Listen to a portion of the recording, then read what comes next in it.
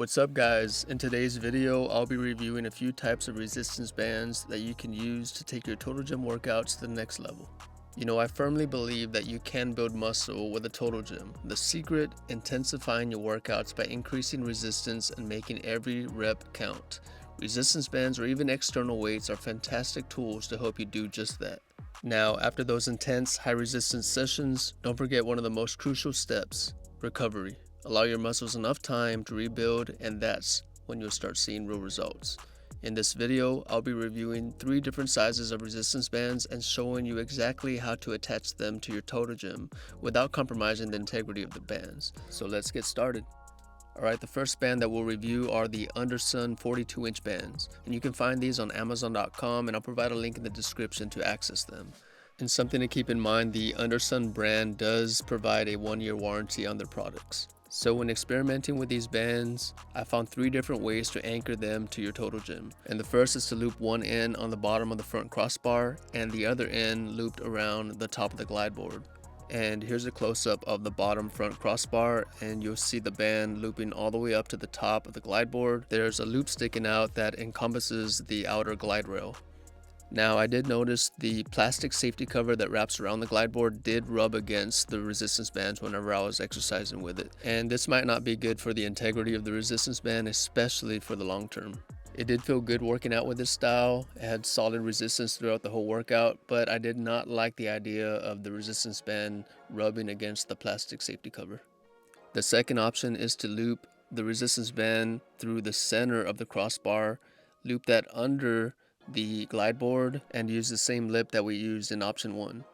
So here's a close-up of the bottom front crossbar, and now you'll see that the resistance band rests on the outer rail of your total gym. Now the outer rail is rounded, there aren't any sharp edges, but the resistance band will continue to rub against it, and I think with time it will affect the integrity of the band. It might even damage it. And something to keep in mind, if you're using multiple resistance bands, it might not be a bad idea to just connect them or leave them connected to the bottom crossbar and just let them hang or lay on the floor and just connect them to the outer lip as needed.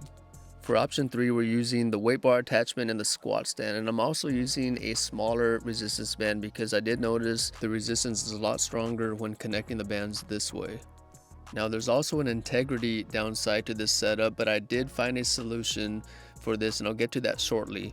But what you're going to see is the rubber stops are rubbing against the resistance bands as I'm working out with them, and that will definitely affect the integrity of the band itself because there is a sharp edge there. And as I mentioned, using a smaller resistance band because this setup made my workouts a lot more challenging, which is actually a good thing.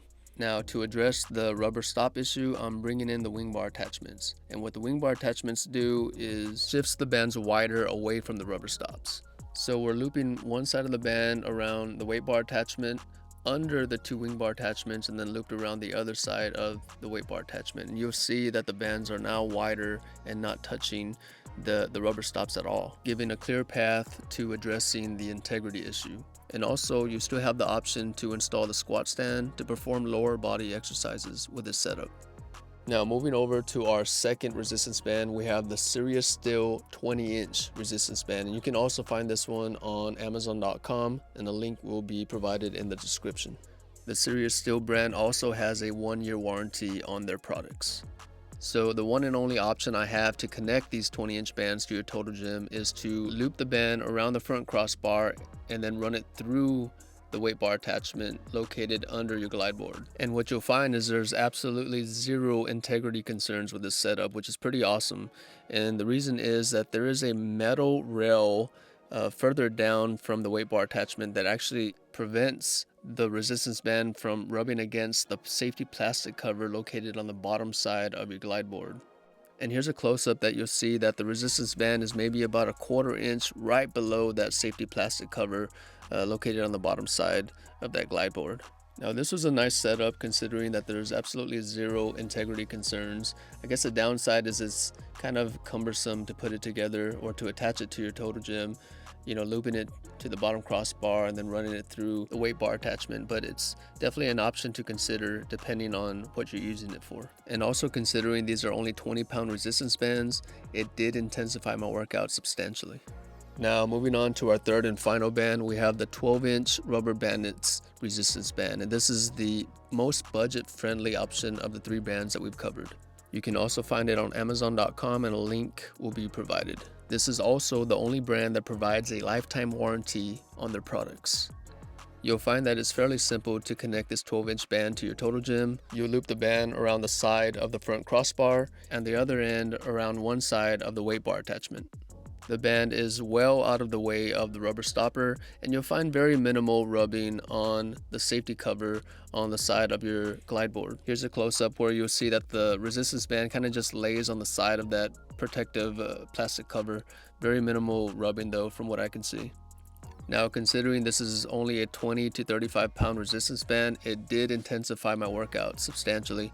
And this is good for high intensity training, which I personally like to do, going to failure. It felt good.